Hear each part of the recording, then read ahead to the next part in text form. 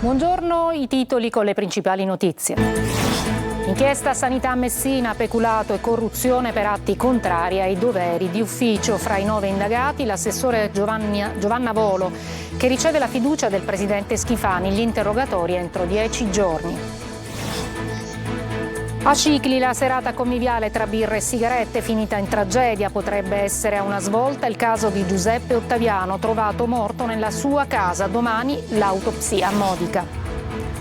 A Ragusa scoperto giro di false residenze ai migranti in cambio di denaro per ottenere il permesso di soggiorno. 3 arresti, sospesi 2 impiegati comunali.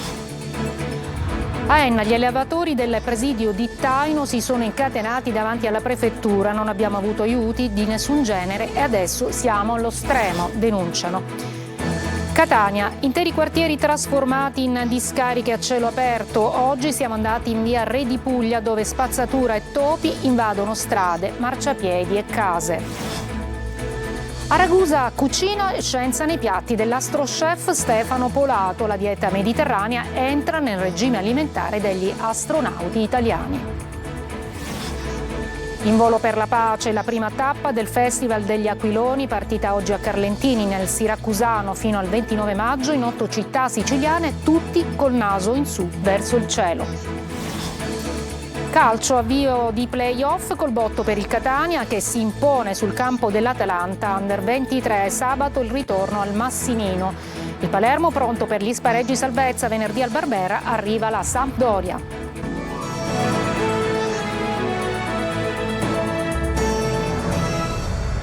Buongiorno, in primo piano l'inchiesta Sanità Messina. L'assessore Giovanna Volo incassa la fiducia del presidente della regione Renato Schifani dopo l'inchiesta appunto della procura che la vede coinvolta nella vicenda del centro clinico Nemo Sud.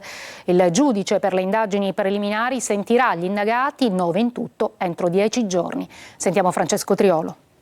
127 pagine per ripercorrere 9 anni di attività del Centro Nemo Sud, dalla costituzione alle convenzioni tra la Fondazione Aurora e il Policlinico Universitario. L'attività racchiuse in decine di pagine con intercettazioni telefoniche ed ambientali che hanno fatto emergere l'ipotesi di distrazione di beni pubblici in favore di Nemo Sud. 9 gli indagati, diversi nomi eccellenti, a cominciare dall'assessore alla salute Giovanna Volo, che ha informato il presidente della regione: un'indagine non è una condanna né penale né politica, rimane immutata la mia fiducia nei suoi confronti, ha commentato Schifani, fiducia che la Volo incassa anche dal presidente dei deputati di Forza Italia all'Ars, Stefano Pellegrino. Certo che l'indagine confermerà la correttezza dell'attività svolta. Nei prossimi giorni tutti gli indagati dovranno rispondere alle domande del GIP, che ha 10 giorni di tempo per sentirli. Nell'inchiesta condotta dai carabinieri, oltre alla Volo sono finiti a vario titolo con le accuse di peculato e corruzione per atto contrario ai doveri d'ufficio Alberto Fontana, ex presidente della Fondazione Aurora Onlus che gestiva il centro clinico Nemo Sud a Messina, Giuseppe Laganga, ex direttore amministrativo del Policlinico di Messina, Mario Melazzini, anche lui ex presidente della Fondazione Aurora, Giuseppe Pecoraro, ex commissario straordinario del Policlinico, Paolina Reitano, ex direttrice sanitaria del Policlinico, Marco Restuccia, direttore generale del Policlinico, Giuseppe Vita, medico dirigente dell'unità operativa di neurologia del Policlinico Universitario. Le indagini negli anni hanno portato alla luce convenzioni tra l'ente pubblico e la fondazione privata altamente vantaggiose per il centro clinico. In sostanza, sostiene il GIP, si è consentito ad una clinica privata di operare in un ospedale pubblico con costi a carico dell'erario, in assenza dell'autorizzazione e dell'accreditamento della regione siciliana. Una serata conviviale tra birre e sigarette finita in tragedia. Potrebbe essere una svolta il caso della morte di Giuseppe Ottaviano, trovato cadavere nella sua casa. I RIS hanno continuato anche oggi i rilievi, mentre domani sarà effettuata l'autopsia sul corpo a Modica. Roberta Lunghi. La saliva sui mozziconi di sigarette o le tracce nelle bottiglie di birra. Passa forse attraverso le analisi di quanto ritrovato nell'appartamento di Via Manenti, nel cuore di Scicli, la soluzione del giallo sulla morte di Giuseppe Ottaviano, il quarantenne trovato cadavere visibilmente colpito a botte la sera di domenica scorsa, quando era scattato l'allarme per la sua auto lasciata malamente in sosta davanti casa, mentre lui, sollecitato dalla vicina e dalla madre al telefono, non rispondeva. Non entrava normalmente nessuno. nessuno in quell'appartamento, raccontano i vicini, dove l'uomo, laureato in giurisprudenza ma con soli lavoretti saltuari, viveva con la madre, che però in quei giorni era andata a trovare la figlia che vive al nord Italia.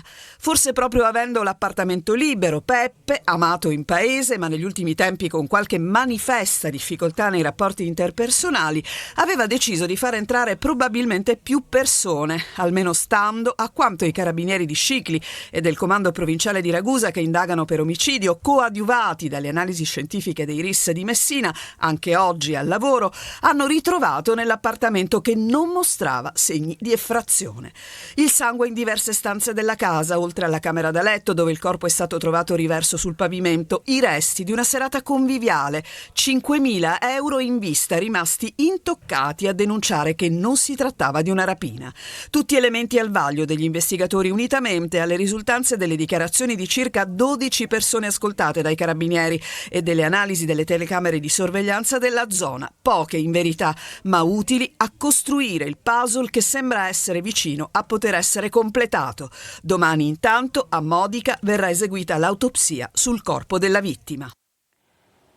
La strage sul lavoro di Casteldaccia, si allarga l'inchiesta sull'impianto di sollevamento che ha causato la morte di 5 operai. Sotto accusa il direttore dei lavori AMAP, che non avrebbe accertato che appunto gli operai avessero le qualifiche e i dispositivi di sicurezza per eseguire quei lavori. Marco Gullà. L'inchiesta sulla tragedia di Casteldaccia si allarga, gli inquirenti lavorano incessantemente. La decisione di scendere nell'impianto di sollevamento nella cisterna di Casteldaccia non fu presa lunedì 6 maggio, ma fu deciso il venerdì. Il contitolare della Quadrifoglio Group, Epifano Alsazia, aveva infatti informato AMAP delle grandi difficoltà a rimuovere il tappo della condotta fognaria. Il direttore dei lavori AMAP, Gaetano Rotolo, al quale gli è stato notificato un avviso di garanzia per omicidio colposo plurimo, arrivò sul luogo della morte di prima mattina, nel giorno della tragedia, e non controllò se gli operai avevano qualifiche e dispositivi di sicurezza per quel tipo di lavoro. Gli inquirenti però lavorano anche sul fatto che la presenza di un direttore dei lavori per un intervento che era considerato di routine era alquanto anomala. Intanto la Procura di Termini Imerese ha nominato i consulenti che insieme ai tecnici dei Vigili del Fuoco scenderanno nell'impianto di sollevamento dove hanno trovato la morte i 5 operai. Avranno il compito di capire cosa sia successo il 6 maggio, quando i lavoratori senza protezioni sono scesi nell'impianto e sono stati investiti dal gas e dai liquami che non hanno lasciato loro scampo. Da comprendere cosa ha trasformato quella vasca a 6 metri di profondità in una camera a gas che ha ucciso gli operai. Il sopralluogo si svolgerà la prossima settimana. Fornivano false residenze ai migranti in cambio di denaro a Ragusa, 6 misure cautelari, 3 gli arresti. I complici utilizzavano 13 abitazioni nel centro storico della città per far ottenere agli extracomunitari il permesso di soggiorno. Desiree Ferlito. False residenze ai migranti per ottenere il permesso di soggiorno.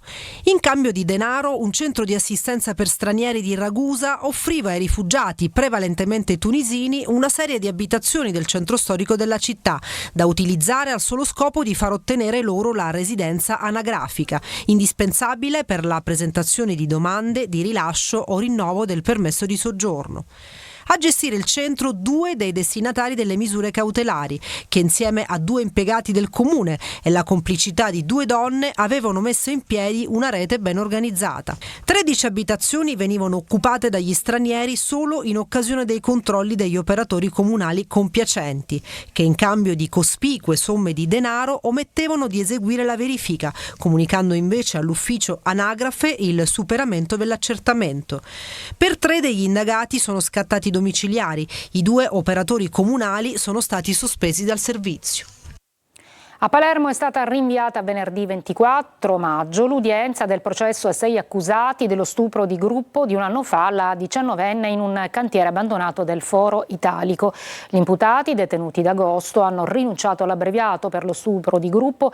È già stato condannato a 8 anni e 8 mesi l'unico indagato che all'epoca dei fatti era minorenne. Adesso ad Enna gli allevatori del presidio di Taino si sono questa mattina incatenati davanti alla prefettura. Non abbiamo avuto aiuti di nessun genere, dicono, e adesso siamo allo stremo, e dunque la loro protesta. Lorena Dolci. Siamo incatenati qui davanti alla prefettura perché a mesi che protestiamo per le gravi condizioni dell'agricoltura siciliana e nessuno ci ha dato delle risposte. Mesi di presidi e proteste coi trattori sono rimasti inascoltati. Oggi gli allevatori del Dittaino si sono incatenati davanti alla prefettura di Enna.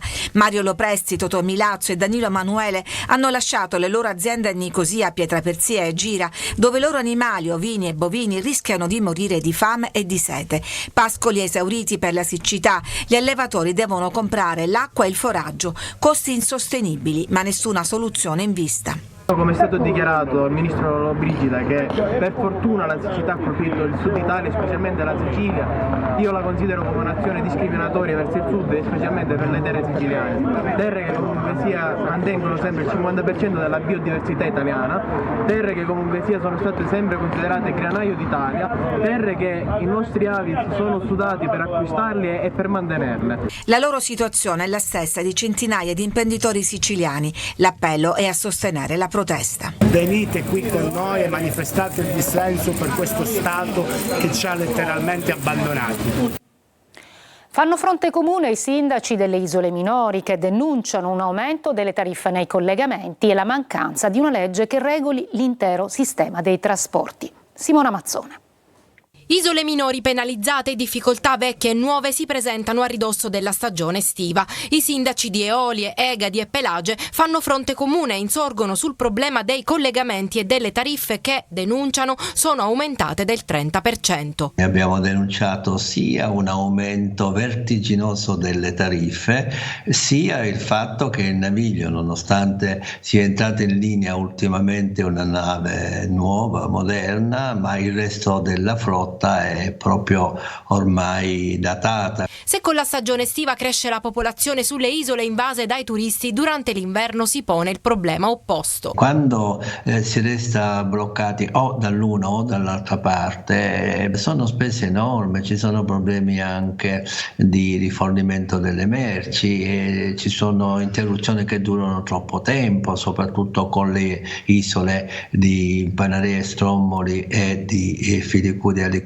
Secondo i sindaci occorre rivedere l'intero sistema dei trasporti anche attraverso la legge sulle isole minori sul tavolo del governo ma non approvata ancora, che potrebbe risolvere alcuni nodi annosi. Ci vuole maggiore attenzione, ci vuole una normativa speciale che ci faccia dal punto di vista della sanità, dal punto di vista della sanità in particolare, faccia uscire dagli standard che ci hanno tanto penalizzati. Inoltre Pantelleria ha sollevato la questione dei collegamenti aerei gestiti sull'isola da Enac Servizi, poco attenta allo sviluppo dell'aeroporto, per il quale occorrerebbe rivedere i criteri di gestione.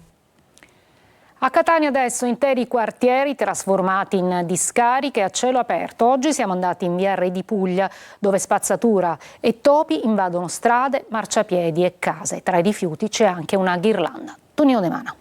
Convivono con topi e spazzatura in una situazione igienico-sanitaria da terzo mondo, barricati in casa per difendersi dall'intrusione dei ratti e dal fetore che sprigiona la spazzatura. Via Re di Puglia a Catania è l'immagine simbolo del fallimento della civiltà e di ogni tentativo di portare ordine e decoro. Ci troviamo a pochi metri dal Corso Indipendenza nel quartiere San Berillo Nuovo e dall'entrata in vigore della raccolta differenziata i cumuli di spazzatura finiscono direttamente sui marciapiedi che praticamente sono off limits ai pedoni.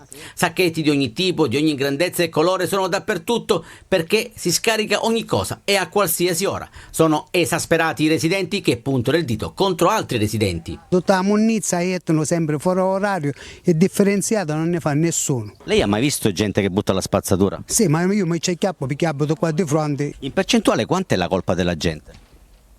80% per me. Lei fa la raccolta differenziata? Sì, io abito qua. Oggi cosa c'è? Veramente io testa nannà, c'è mio marito che abita queste cose. Tonnellate di rifiuti richiamano i topi che con l'abbondanza di cibo ingrassano sempre più, assumendo enormi dimensioni. Ci sono topi, topone. Con questa spazzatura non è giusto. Qua dentro mi entrano. Infatti ho la colla sotto il mobiluccio. Sono tante le segnalazioni arrivate alla nostra linea di WhatsApp 342 74 55005. Un'altra cartolina poco edificante arriva da Viale Medaglie d'Oro Anche qui il marciapiede è inutilizzabile e costringe i pedoni a percorrere la sede stradale con il rischio di essere investiti dalle auto.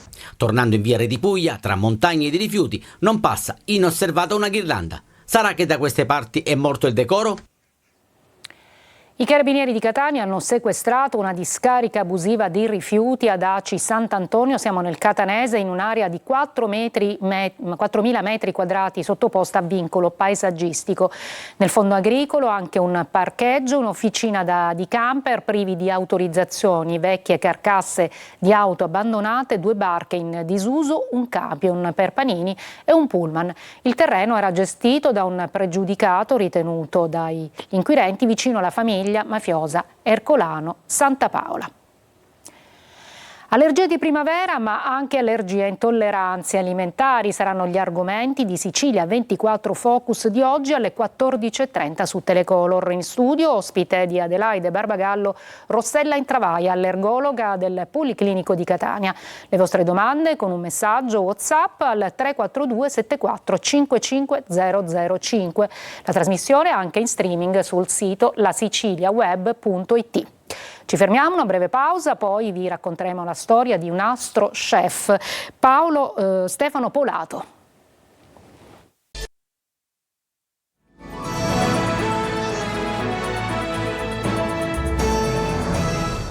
Cucina e scienza nei piatti dell'astro chef Stefano Polato a Ragusa. La dieta mediterranea entra nel regime alimentare degli astronauti italiana. Veronica Barbarino.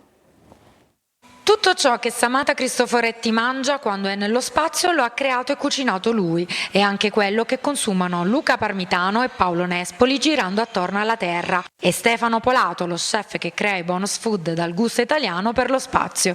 Dall'universo al pianeta Terra, oggi la missione è unire la cucina e la scienza per permettere alle persone di godere del vero potere del cibo, anziché inserire sostanze dannose nel proprio corpo. Oltre all'appagamento visivo e organolettico del cibo c'è un'attenzione maggiore rispetto agli anni passati alla lavorazione e ai sistemi di cottura del cibo. L'errore più comune in cucina è quello di non saper dosare il calore, no? Quindi quando troviamo delle bruciature banalmente sul pane, sul bordo della pizza o sulla carne grigliata, ecco, quelli sono dei segnali che ci fanno comprendere che in effetti qualcosina abbiamo sbagliato. Non ci dobbiamo mai dimenticare che vitamine e sali minerali determinano anche il gusto del cibo. Se io banalmente faccio un esempio, faccio bollire per mezz'ora un asparago, tutti i sali minerali fondamentalmente solubili si sciolgono nell'acqua, o il broccolo, no? Diventa verde l'acqua quando cuciniamo il broccolo. Ecco, in questo caso ho perso buona parte dei valori nutrizionali che sarebbe stato più opportuno portare dentro il mio corpo. La dieta mediterranea è diventata la dieta anche di chi va nello spazio. Da questa prende poi spunto il modello del piatto unico dell'Università di Harvard, anch'esso utilizzato per la nutrizione degli astronauti. Al centro gli alimenti vegetali, poi cereali poco raffinati e proteine, soprattutto vegetali. Lo spazio quindi è molto più vicino a noi di quanto possiamo pensare. In volo per la pace, prima tappa del Festival degli Aquiloni, partita oggi da Carlentini nel Siracusano fino al 29 maggio in 8 città siciliane, tutti col naso in su, verso il cielo. Eva Spampinato. Una corsa, un sorriso, una cordicella ben tesa e via, un aquilone che vola in cielo spinto dal vento. Dietro questo turbinio di colori che si incrociano nel cielo c'è un messaggio di pace, libertà, fratellanza, rispetto. Valori alla base della seconda edizione del Festival degli Aquiloni, che dal 15 al 29 maggio coinvolge 8 città siciliane. Prima tappa Carlentini, in provincia di Siracusa. Per lanciare un forte messaggio di pace e solidarietà, visto che ce n'è in questo momento particolarmente bisogno, alle nostre comunità. E lo abbiamo fatto partendo probabilmente da quello che è il seme più importante di tutte le nostre comunità, ovvero i nostri bambini. Quindi abbiamo coinvolto le scuole, gli istituti comprensivi. Il festival è organizzato dalla Iblea Servizi Territoriali insieme agli 8 comuni delle province di Enna, Siracusa e Catania e coinvolge 200 beneficiari del sistema di accoglienza nazionale, nazionale, 6.000 studenti, 800 tra operatori sociali, scolastici e volontari, 2.000 aquiloni. Gli ultimi giorni sono state giornate di laboratorio per realizzare questi aquiloni che fanno tornare bambini un poco tutti, anche noi docenti, ma alle spalle c'è un altro tipo di lavoro, quello di sensibilizzare i ragazzi a quello che è il concetto di amicizia, di fratellanza, di unione, perché molto spesso cadono proprio in atteggiamenti non sempre amichevoli anche per banalità.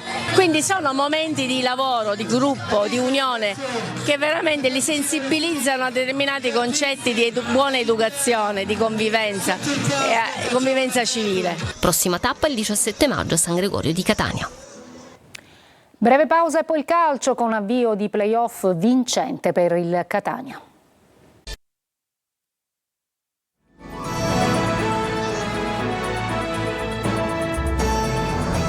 Eccoci al calcio, avvio di play-off col botto per il Catania che si impone sul campo dell'Atalanta Under 23 in rete. Bois, sabato il ritorno al Massimino. Marco Carli.